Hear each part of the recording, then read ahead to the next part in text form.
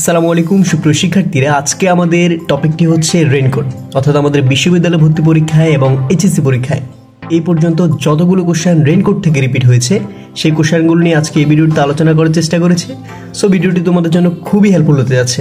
তো আমাদের আর কথা না বাড়িয়ে আমাদের মূল আলোচনা শুরু করি, ঠিক আছে? তো আমরা এখানে প্রথমে দেখতে পাচ্ছি, এখানে বলা হচ্ছে আখতারুজ্জামান ইলিয়াস জন্মগ্রহণ করেন কোথায়? আখতারুজ্জামান ইলিয়াস তিনি গাইবান্ধার গটিয়া গ্রামে জন্মগ্রহণ করেন। এরপর আমরা 2 নম্বর দেখতে পাচ্ছি, এখানে বলা হচ্ছে দোজখের রোম গল্পগ্রন্থের রচয়িতাকে। আর এই কোশ্চেনটা কিন্তু খুবই গুরুত্বপূর্ণ। দেখো এই কোশ্চেনটা কতবার রিপিট হয়েছে। এটা আছে কি হবে? এটা হচ্ছে আখতারুজ্জামান ইলিয়াস। দোজখের ওম গল্পগ্রন্থের রচয়িতা হচ্ছে আখতারুজ্জামান ইলিয়াস। এই কোশ্চেনটা খুব ভালোভাবে মাথায় রাখার চেষ্টা করো।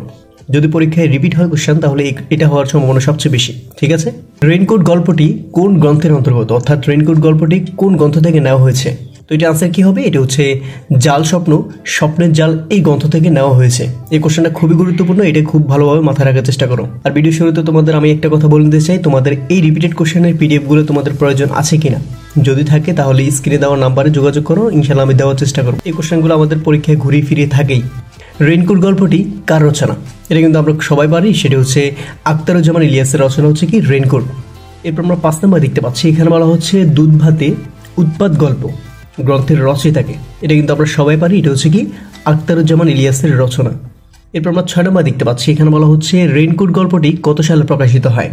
রেইনকোট গল্পটি 1995 সালে প্রকাশিত হয়।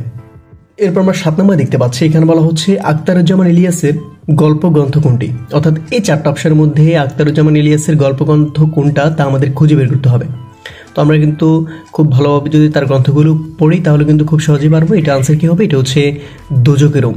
আখতারুজ্জামান ইলিয়াসের গল্পগ্রন্থ হচ্ছে দোজখের রোম।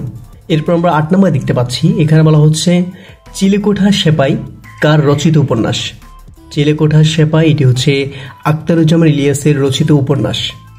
এরপর আমরা 9 নম্বর দেখতে পাচ্ছি, এখানে বলা হচ্ছে খোয়াবনামা উপন্যাসের রচয়িতাকে।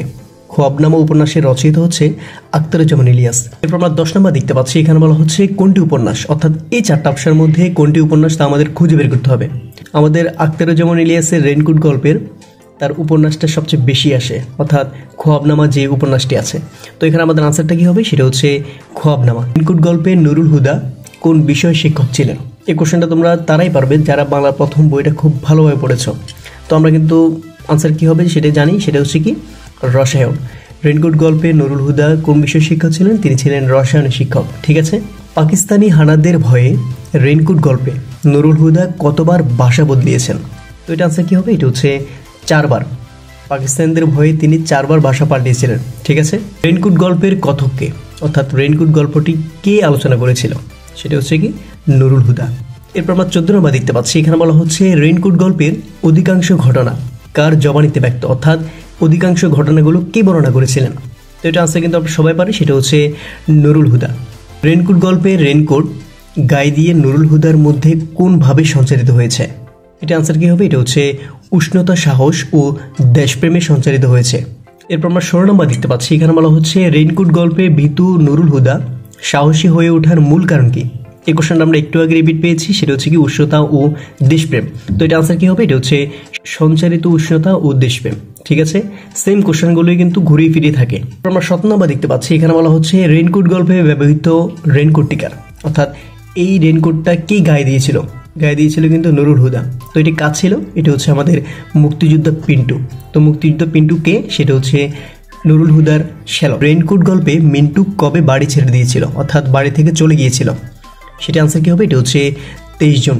এগুলো হলো পাকিস্তানিদের শরীরের কাঁটা। রেইনকোট গল্পে কাঁটা বলতে কি বোঝানো হয়েছে? তো এটা আনসার কি হবে? এটা হচ্ছে শহীদ মিনার। রেইনকোট গল্পে রেইনকোট কিসের প্রতীক? এই কোশ্চেনটা তোমাদের পরীক্ষার জন্য খুবই গুরুত্বপূর্ণ। এটা আনসার কি হবে? এটা হচ্ছে দেশপ্রেমের প্রতীক। এটা কিন্তু সংগ্রামের প্রতীক নয়, এটা হচ্ছে আমাদের কি আনসার হবে? সেটা হচ্ছে দেশপ্রেমের প্রতীক। কোশ্চেনটা দেখো আমাদের পরীক্ষায় কতবার রিপিট হয়েছে, ঠিক আছে? যে রেইনকোট প্রবন্ধে জেনারেল মনসুর বলতে কি নির্দেশ করে? অর্থাৎ জেনারেল মনসুর এই কথাটির ভাবার্থ কি?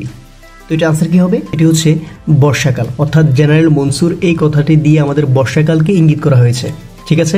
আর এই কোশ্চেনটা কিন্তু খুবই গুরুত্বপূর্ণ। রেইনকোট গল্পের প্রেক্ষাপট কি? অর্থাৎ রেইনকোট গল্পের মূল বিষয়বস্তুটা কি?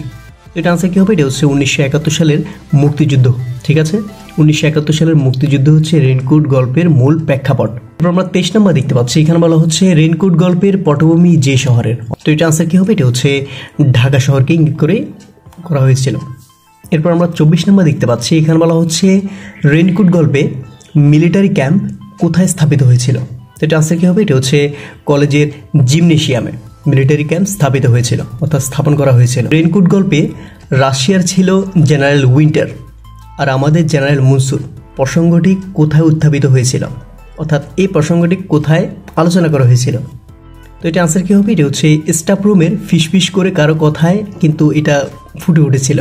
এরপর আমরা 26 নম্বর দেখতে পাচ্ছি, এখানে বলা হচ্ছে রেইনকোট গল্পের মূল প্রতিপাদ্য বিষয় কি, অর্থাৎ মূল ভাবটা কি। আর এই কোশ্চেনটা কিন্তু আমরা একটু আগে রিপিট পেয়েছিলাম। সো এটা আনসার কি হবে? এটা হচ্ছে মুক্তিযুদ্ধ। রেইনকোট গল্পের মূল বিষয়বস্তু হচ্ছে মুক্তিযুদ্ধ। ঠিক আছে। এরপর আমরা 27 নম্বর দেখতে পাচ্ছি, এখানে বলা হচ্ছে মিসক্রিয়েন্টরা সব খতম। এখানে মিসক্রিয়েন্ট বলতে কাদের বোঝানো হয়েছে? রেইনকোট গল্পে মিসক্রিয়েন্ট বলতে আমাদের মুক্তিযোদ্ধাদের অর্থাৎ মুক্তিপোজদের কিন্তু বোঝানো হয়েছিল। তো এটা আনসার কি হবে? এটা হচ্ছে মুক্তিপোজ। তো সুপ্রিয় শিক্ষার্থীরা, আজকে আমাদের আলোচনা পর্যন্তই। আমাদের রেইনকোট গল্প থেকে এই 27টি কোশ্চেনই কিন্তু রিপিট হয়েছিল। আর এই 27টি কোশ্চেন তোমাদের মূল পড়ার সাথে খুব ভালোভাবে পড়ার চেষ্টা করো। এই কোশ্চেনগুলোই ঘুরিয়ে ফিরিয়ে থাকে। আর এই কোশ্চেনগুলো তোমাদের পিডিএফ আকারের প্রয়োজন আছে কিনা তা কিন্তু অবশ্যই এই নাম্বারে যোগাযোগ করো, তাহলে কিন্তু আমি দেওয়ার চেষ্টা করবো। আর ভিডিওগুলো তোমাদের কেমন লাগে তা কিন্তু অবশ্যই কমেন্ট বক্সে জানাও, তাহলে কিন্তু আমি ভিডিও বানাতে উদ্বুদ্ধ হই। ঠিক আছে। আর যদি ভিডিও ভালো না লাগে তাও কিন্তু অবশ্যই কমেন্ট বক্সে জানাবা। ঠিক আছে। তো সবাইকে পরীক্ষার জন্য শুভকামনা রইল। সবাই ভালো থেকো। আসসালামু আলাইকুম।